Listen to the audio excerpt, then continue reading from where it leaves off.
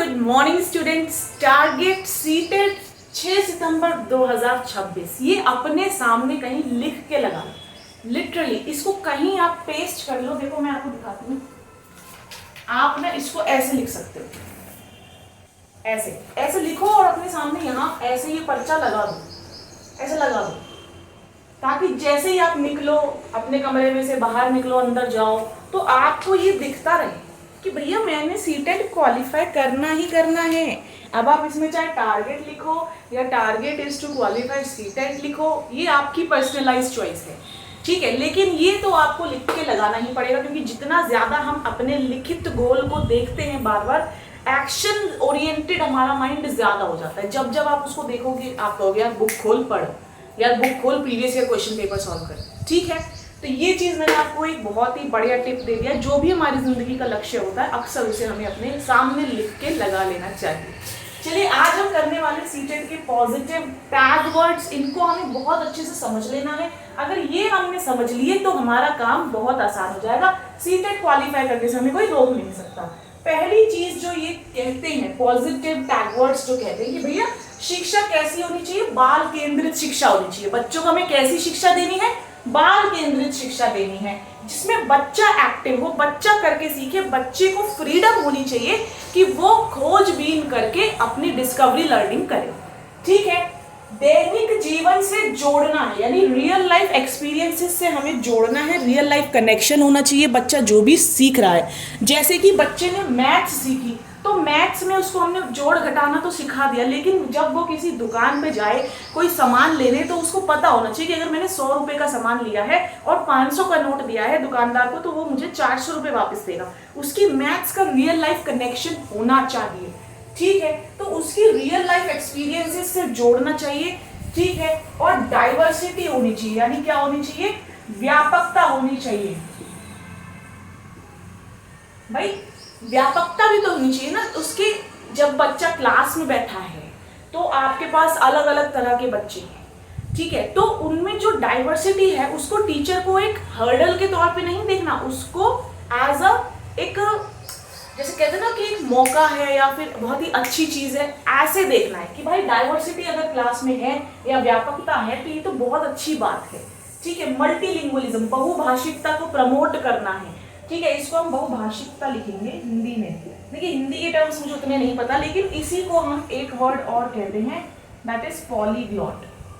ये क्वेश्चन पूछा गया था 2021 में, पॉलीग्लॉट। मल्टीलिंगुअलिज्म नहीं दिया उन्होंने, बाइलिंगुअलिज्म दिया था, पॉलीग्लॉट दिया था और कुछ एक दो शब्द और दिए थे, तो उसमें बड़ा कंफ्यूजन था। लेकिन पॉलीग्लॉट भी वो होता है कई भाषाएं जानने वाला, मल्टीलिंगुअलिज्म भी वही होता है कई भाषाओं को जानने वाला। तो मल्टीलिंगुअलिज्म अगर क्लास में है तो वो भी बहुत अच्छी बात है, ठीक है। प्रैक्टिकली ये पॉसिबल हो या ना हो, लेकिन हमें सीटेट के अंदर सबसे पॉजिटिव आंसर ही लगाना है। डिस्कवरी लर्निंग, बच्चा खुद से खोजबीन करके सीखे, इसको ह्यूरिस्टिक मेथड भी कहते हैं। तो ह्यूरिस्टिक मेथड से क्वेश्चंस आते हैं, ठीक है। खोज परख, लर्निंग बाय डूइंग, बच्चा खुद से करके सीखे ना। आपने उसको थ्योरी में पढ़ा दिया साइंस में कि ऐसे एक्सपेरिमेंट होता है, वो खुद से करके देखे कि लिटमस पेपर नीला हो रहा है या लाल हो रहा है, हल्दी से बनेगा, ये सब चीजें वो खुद से करके देखे। तो लर्निंग बाय डूइंग उसको करने देना है, ठीक है। ऑल राउंड डेवलपमेंट बच्चे का हमें करना है। हमें सिर्फ एक ये नहीं सिखाना कि तुम यहाँ से डिग्री ले लो, मार्क्स ले आओ और तुम्हें नौकरी लेंगे, नहीं। उसका ऑल राउंड डेवलपमेंट करना है ना। उसका कैरेक्टर भी अच्छा होना चाहिए, वो एक नोबल सिटीजन भी होना चाहिए, वो बड़ों की रिस्पेक्ट भी करे, उसे पता हो कि मुझे कैसे बिहेव करना है, सोसाइटी में रहना है तो क्या क्या चीज़ें मुझे तरीके से आनी चाहिए, अपने समाज के प्रति डेडिकेटेड रहना है, अपने देश के प्रति डेडिकेटेड रहना है, तो उसका ऑल राउंड डेवलपमेंट करना जरूरी है। ग्रुप लर्निंग, बच्चे को ग्रुप में जितना ज़्यादा सिखाओगे, कोलैबोरेशन में पीयर्स के साथ बिठा के, उतना ज़्यादा अच्छा सीखेगा, उतना अच्छा सीखेगा।